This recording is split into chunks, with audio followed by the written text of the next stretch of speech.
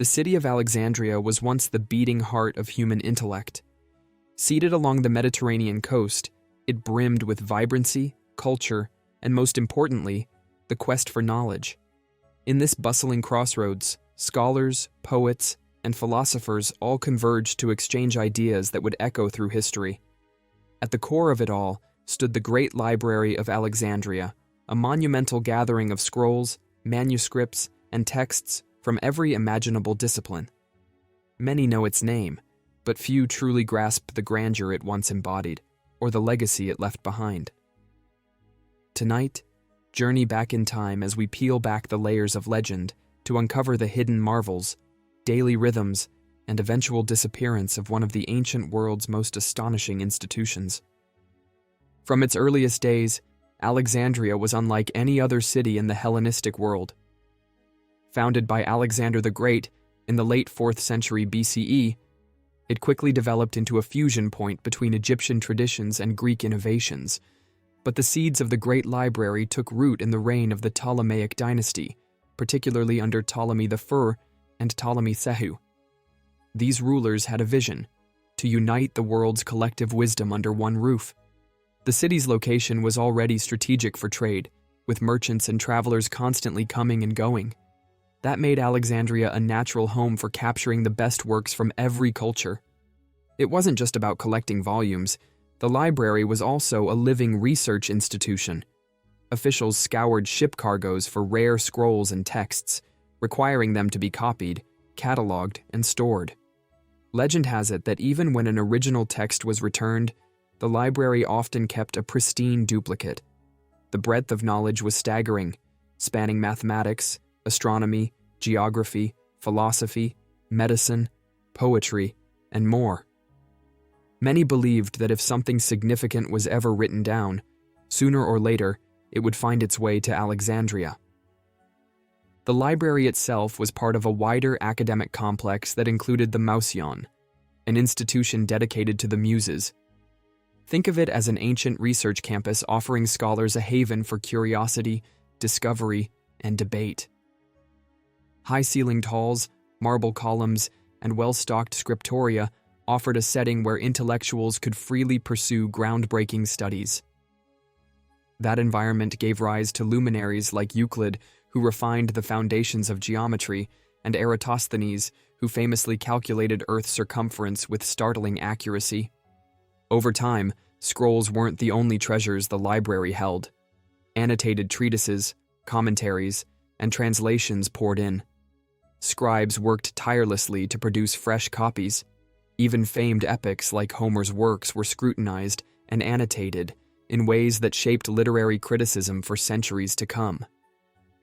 One can almost hear the scratch of reed pens on papyrus as these scholars documented every significant insight they encountered. The Great Library wasn't a static temple to the written word. It was a crucible where ideas were tested, refined, and sometimes revolutionized. But beyond the brilliant minds and the broad subject matter, what really made the library extraordinary was its open-minded approach. The Ptolemaic rulers recognized that knowledge had no single origin. Greek, Egyptian, Babylonian, Jewish, Persian, and Indian influences all converged, generating a true melting pot of scientific and cultural perspectives. Astronomy met geometry, philosophy met religion, poetry met historical record-keeping. This synergy produced an intellectual tapestry seldom equaled in any age. Even everyday tasks at the library carried a sense of purpose. Librarians acted more like archivists and curators, meticulously sorting thousands upon thousands of scrolls. They developed indexing systems, attempted to standardize certain texts, and ensured each manuscript was preserved in the best condition possible. Over time, such meticulous organization shaped how future libraries, centuries later, would handle their own collections. In that sense, Alexandria laid the groundwork for modern librarianship, revealing that it wasn't merely about archiving texts, but about presenting them in a form that stoked further inquiry. What was it like to live in this vibrant brain center? Many visitors likely felt as if they had stepped into a different world. The city's air buzzed with discussions about the cosmos, the nature of the soul, or the mechanics of language. Through the library's connections, visiting scholars could access innumerable works from distant lands, bridging cultural divides through shared fascination. People often assume that ancient libraries were dusty, silent halls. In Alexandria, the atmosphere was lively. The library's adjoining museum served as an academic meeting ground, complete with lecture halls, dining spaces, and gardens where experts could stroll and debate. The rhythms of daily life for a scholar in Alexandria might begin at dawn, walking through the city's grand avenues, still glistening with morning dew. You'd pass open-air markets that sold exotic spices from Asia or fresh produce from the Nile Delta. Arriving at the library, you'd be greeted by fellow thinkers eager to share new findings. Perhaps a mathematician had just refined a theorem, or a physician had discovered an herbal remedy that needed testing. Poetry recitations were organized in study rooms, and a few steps away, astral observers were jotting down star positions for navigational guides. The synergy was magnetic. One might also see specialized rooms in the library where scribes huddled over wooden desks copying texts with meticulous care. They had to ensure the accuracy of critical works, from geometry treatises to epic narratives, knowing that even a single copied error could mislead the next generation of readers. The library's catalog continued to expand with each ship that anchored in Alexandria's harbor. Meanwhile, philosophers offered public orations that ignited the curiosity of everyday citizens, not just the scholarly elite. It was a city whose identity was deeply intertwined with learning, establishing it as a beacon that dazzled travelers from distant lands. This commitment to scholarship extended well beyond the realm of theory. Physicians who studied in Alexandria had access to Egyptian medical papyri, Greek methodologies, and perhaps even texts from Asian practitioners. Astronomers took advantage of the city's vantage point and advanced geometric principles, while authors found a ready audience for their literary experimentation. Each discipline cross-pollinated the others, producing breakthroughs that might have seemed impossible elsewhere. Yet with intellectual curiosity came a constant sense of competition. Ptolemaic rulers and librarians alike prided themselves on building the world's greatest collection. Some accounts claim that every scroll passing through the port had to be surrendered for copying, ensuring the library missed out on nothing. Though these methods might seem extreme, they reflect how fiercely Alexandria safeguarded its reputation. The city's intellectual climate hinged on never being outdone by any rival. Of course, the Great Library's legacy is entwined with the stories of its decline. For centuries, people have debated the exact circumstances surrounding its loss. Some associate it with Julius Caesar's campaign in the 1st century BCE, when parts of the city caught fire. Others suggest later conflicts or decrees led to the gradual dispersal of scrolls. In reality, it's likely a complex tapestry of events, political shifts, and simple neglect that eroded the library's holdings over time. Alexandria changed hands repeatedly, falling under Roman rule and later Byzantine and Arab dominion. Each transition came with its own priorities, and the library's upkeep was not always guaranteed. What we do know is that fragments of Alexandria's intellectual legacy survived in multiple forms.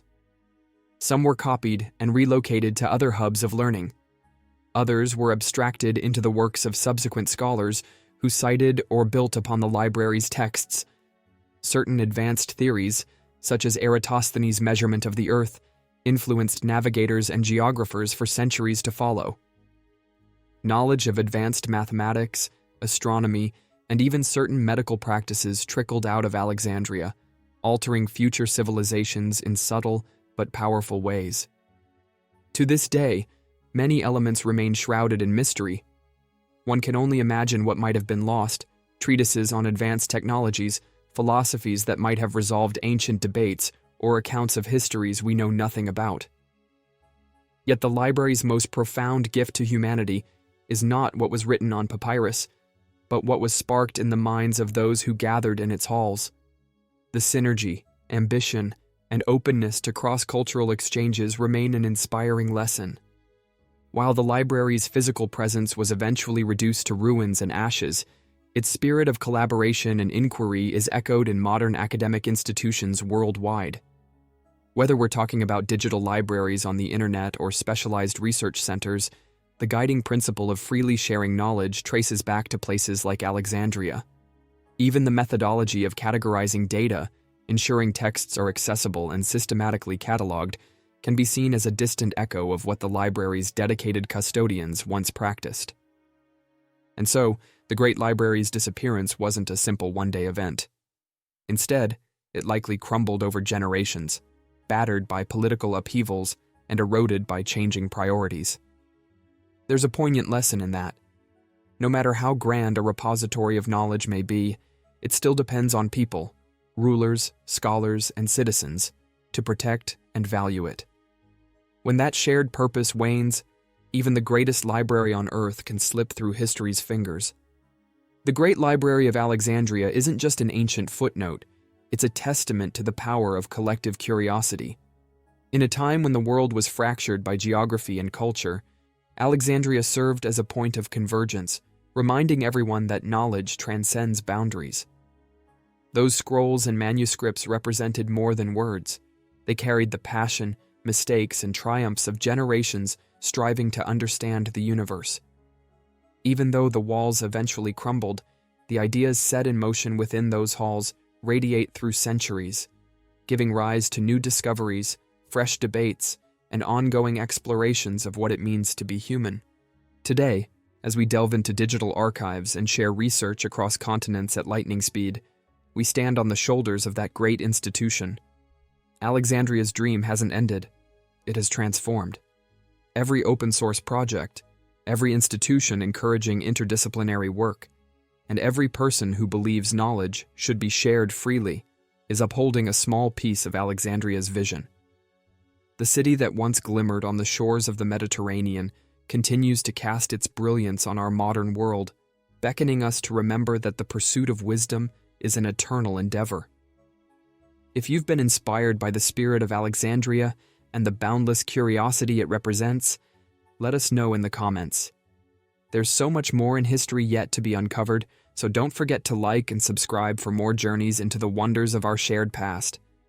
Thank you for watching, and keep questioning, keep learning, and keep dreaming, just as the scholars of Alexandria once did.